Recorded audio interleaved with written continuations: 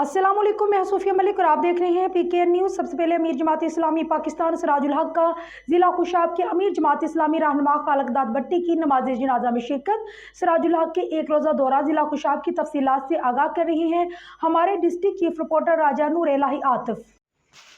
अमीर जमात इस्लामी पाकिस्तान सिराजुल हक ने कहा है कि हमारे तमाम मसैल काल इस्लामी निज़ाम के मुकम्मल निफाज में है। इन ख्यालात का इज़हार उन्होंने जमात इस्लामी के NS87 से उम्मीदवार खालिक दाद भट्टी की नमाज जनाजा में शिरकत के मौके पर अवामी इज्तिमा से खिताब करते हुए किया, जिनका गुज़श्ता रोज़ जनूबी अफ्रीका में इंतकाल हो गया था।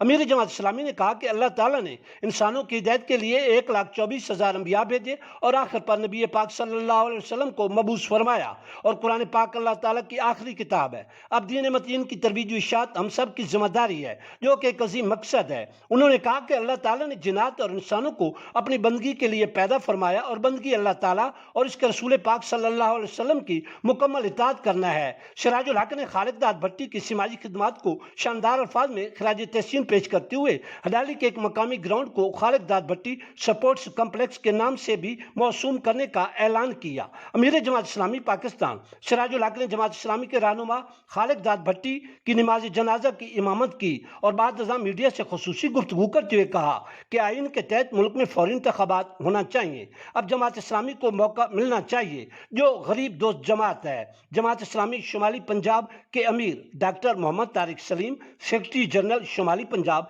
इकबाल खान और अमीर जमात इस्लामी जिला खुशाब एडवोकेट मलिक मोहम्मद वारिस जसरा भी इस मौके पर मौजूद थे। दौरे जिला खुशाब के मौके पर पाकिस्तान मुस्लिम लीग नून जिला खुशाब के सदर डॉक्टर गौस मोहम्मद खान न्याजी और NS87 से PPP के उम्मीदवार मलिक अली सावल अमान ने अमीर जमात इस्लामी पाकिस्तान सिराजुल हक से अलग अलग मुलाकात की और जमात इस्लामी के रहनुमा खालिक दाद भट्टी के इंतकाल पर तज़ियत का इजहार किया।